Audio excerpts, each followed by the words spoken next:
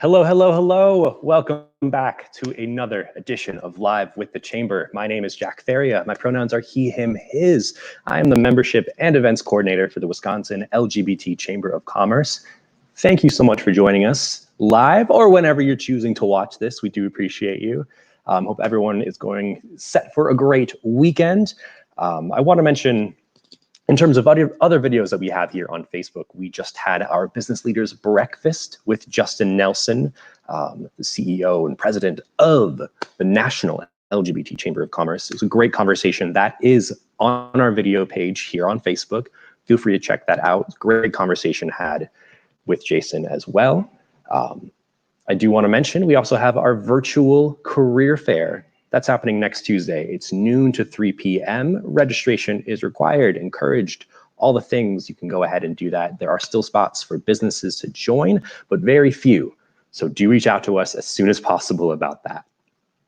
I am super excited to bring in our guest today. We have Pio, co-founder of Delta Beer Lab. Pio, hello, hello. Hi, Jack. How you doing? I am doing so good. I'm much better. I've poured myself a little cocktail for this to start to the weekend. Why not? What do you have? Sure. So tell me, what do you have for, like, what's your drink of choice today? Right now I'm drinking Sichuan Peppercorn Helles. So Helles is a lighter German lager, and our brewer Barrett added Sichuan peppercorns that he learned about in his time in brewing in China and Hong Kong. And so he brought the flavors of the world into Delta. Nice, very good. We have Kat says she loves your shirt. Thank you. I completely forgot about this interview today, but it felt like a great Friday shirt, and something the world needs a little more of right now. Absolutely. Well, before we get too far into things, tell me what you do at Delta Beer Lab. Sure. Like you said, I'm the co-founder. And my title is Chief Beer Officer, which usually gets a lot of envy. And so that means I do a little bit of everything. Spend some time in the brewery, deliver beer, administrative stuff. I work in the tap room sometimes, kind of all over the board. Nice, very good. And you are based in Madison. This is the first shop that you've opened for Delta Beer Lab. Can you tell me why you got started? Why start your own brewery? Sure. I got into the craft beer industry in 2010. I did a brewing science program with the American Brewers Guild. And then I had an apprenticeship, and I worked my way up from packaging to assistant brewer, head brewer.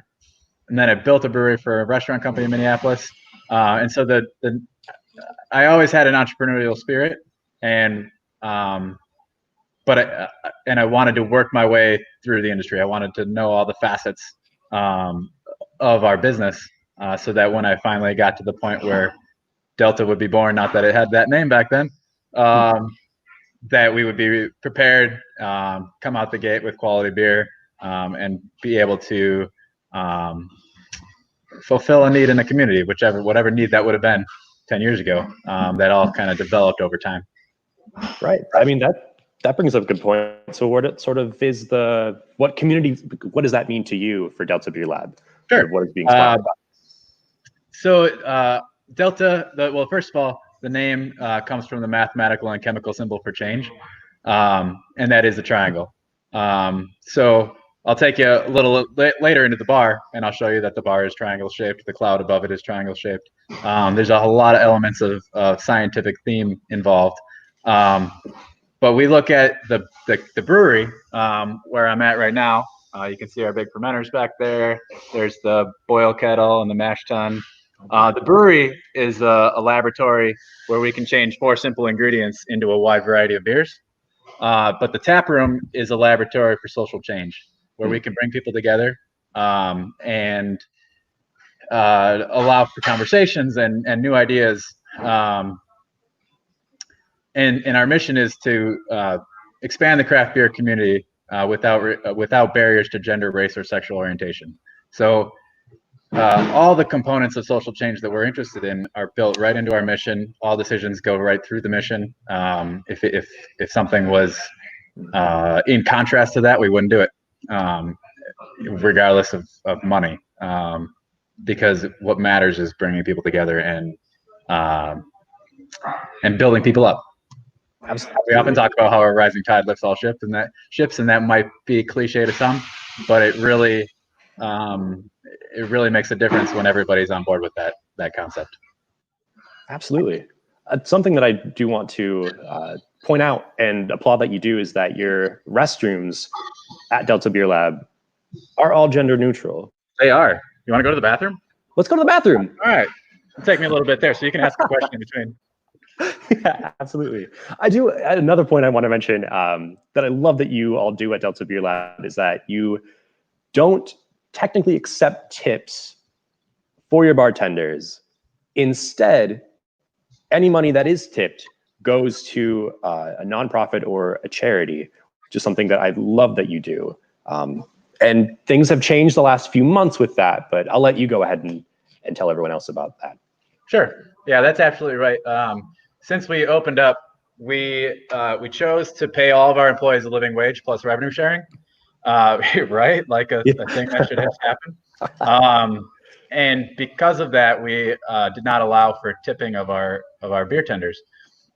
But we knew that people would still want to give. What we wanted, so back up a second. We wanted to charge a price that would allow us to pay our staff that living wage plus revenue sharing. Mm-hmm. And so there shouldn't be a need for tips at that point, because I think that all businesses should charge what it costs to do business. But we knew people would still want to leave tips, and so we decided we'd choose a nonprofit partner every month, and it would change every month.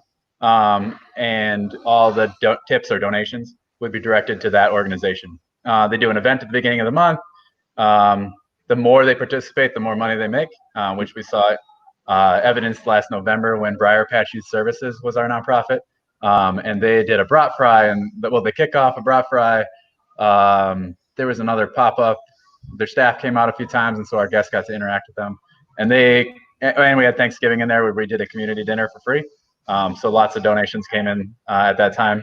And I feel like they got over $2,700 that month. But in our first year, our guests donated $25,000, and that number is now over $30,000.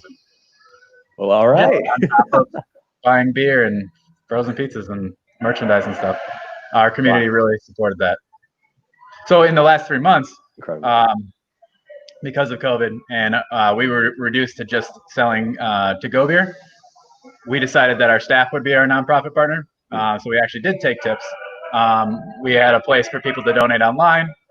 It's still up. And then every month we would disperse that amongst our staff, one for being an employee, and then also based on some need, because not everybody was in the same situation. And so we wanted to make sure that we could spread it out and support people where they're at. Oh, very good. So I'll tell you about our July nonprofit partner in a second, nice. But let's go to the restroom. Let's go to the restroom. So here we are. Amazing. Wow. Sinks on both sides, which was not part of the original design. But we sent our drawing into the state, and they said that part of international building. Well, at first they said, "This is really weird. Are you sure your client wants to do this?" And he said, "I'm sure he does." And then they said, "Well, you have to have men's and women's lavatories, which are sinks, according to International Building Code," which is, and Wisconsin adopts that piece of the code, which is just really silly because interesting. Men and women and non-binary folks can't wash their hands next to each other. So we didn't understand that. We put up our gendered signs for inspection, and then but I told the contractors, you have to use painter's tape, because as soon as this is over, we're taking them down, and we did. Nice, very good. Yeah, thank you for sharing that. And I'm sorry, I didn't even mention this or ask this. When did you open? We opened in February 2019. Gotcha. So the first year was a struggle, as any new business would be. And we, in our 13th month, we celebrate our anniversary, middle of February this year. We had live music, and it was such an incredible experience to have the place full, which is especially weird now. Yeah. Right? And just people interacting in a really positive way. And that whole next 30 days was absolutely incredible. And then COVID hit. So that kind of. Yeah, I found it completely bizarre to look back at events that I went to just like back in February. It just is incredible to me. And now whenever I see 10 people together, I'm like, I got to get out of here. I can't do this. So yeah, it's very different. So we've been open. We actually have never closed since the day we opened. Nice. Because we immediately shifted just to go beer. We were considered essential by the state. And we implemented face mask policy. We moved all the chairs so that they were socially distant. And then when we were able to reopen, we still took a couple weeks before we actually did.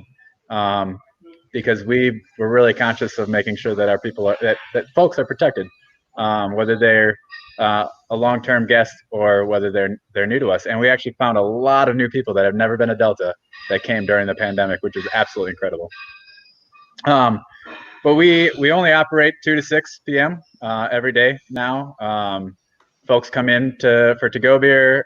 Some get curbside pickup. Other folks will come and have a pint.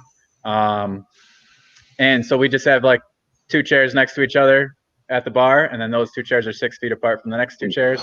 So we went from like 23 chairs to 8. And then we have a couple other tables around where we put groups of 4 to 6.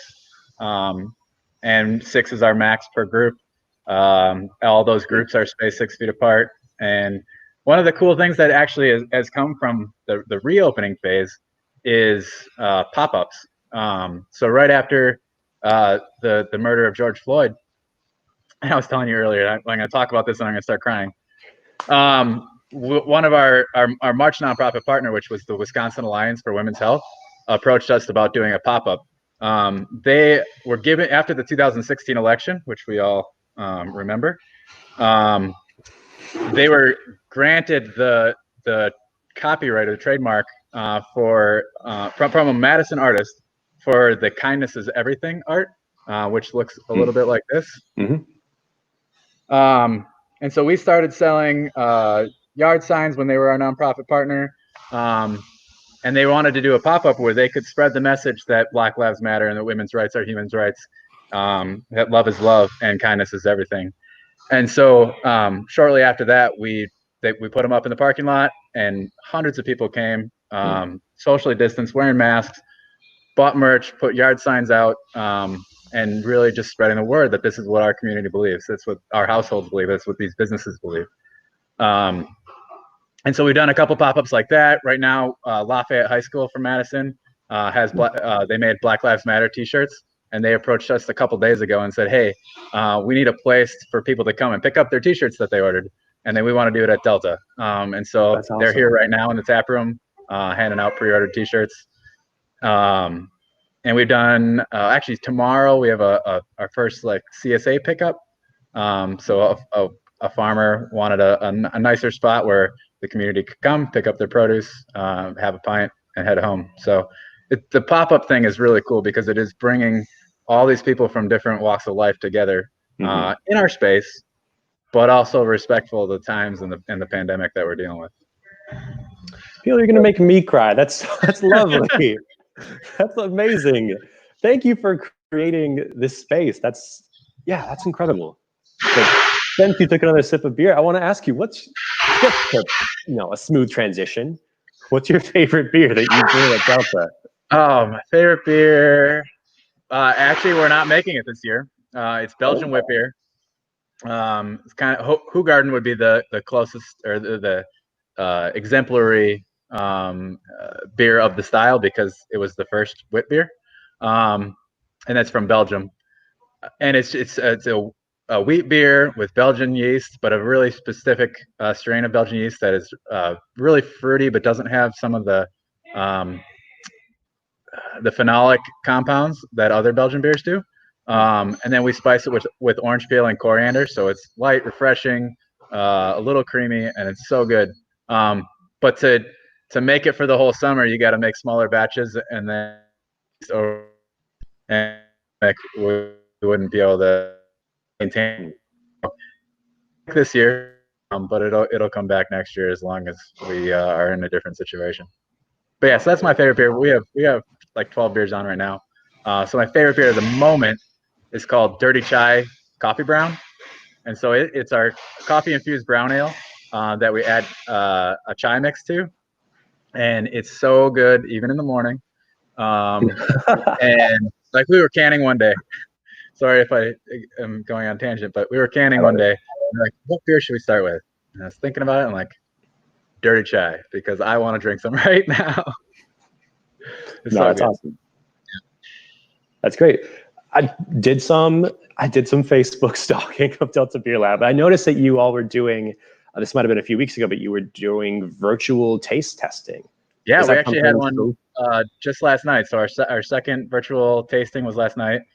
So what we do, we're trying to do it once a month, and the pandemic's not going anywhere, so we're gonna keep doing it.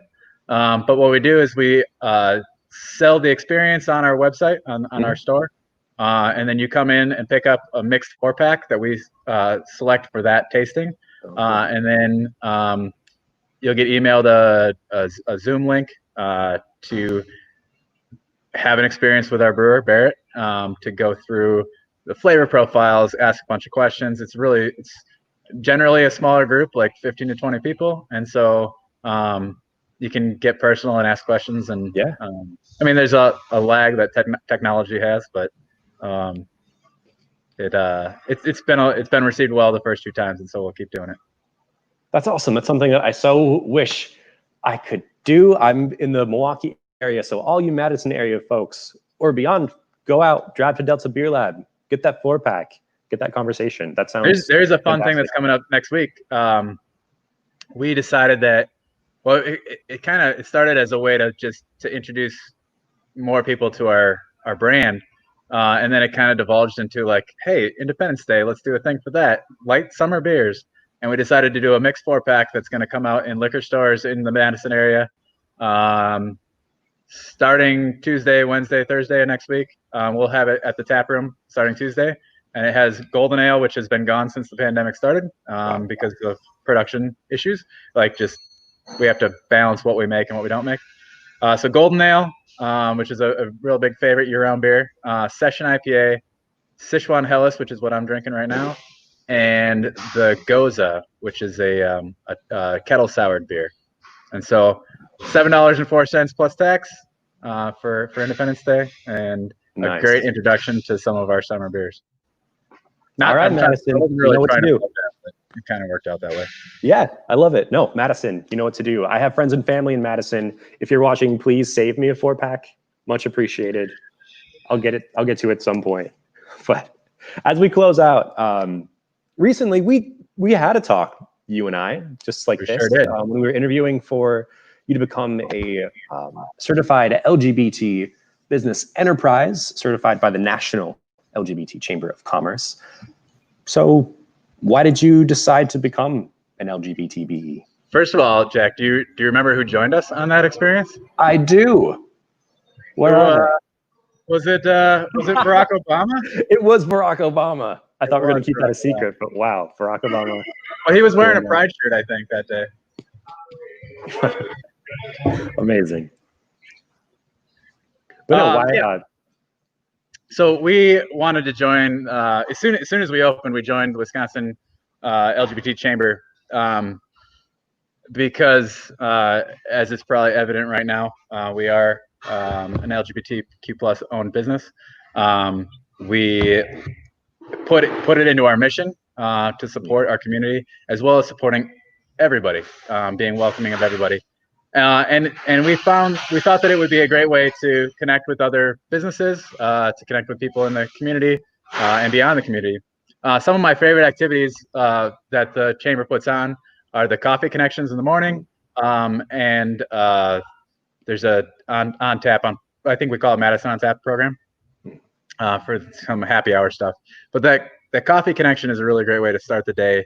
Talk to folks that are doing the same thing you're doing, and it generated some business for us as well. We were talking to some of the Madison Police Department Pride group, and just had a casual conversation, and they contacted us to say, hey, we want to do an outing where we get all, Madison's gay cops together and build community, support a local business. And that night was so much fun. And that was a little bit before the pandemic too. So we haven't had anything like that since. So yeah, we found a great benefit in the chamber, and are really excited to continue our membership. But we had that interview with Obama so that we could become certified by the national organization. So we just got this. Congratulations. Yesterday, I think. Perfect timing. Yesterday, the day before.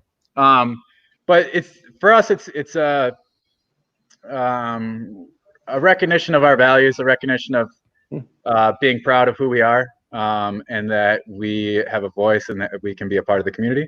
And it's kind of it's a national program. So, and we just are starting involvement, so we don't really know all the ins and outs of it, but it's an outward symbol that shows that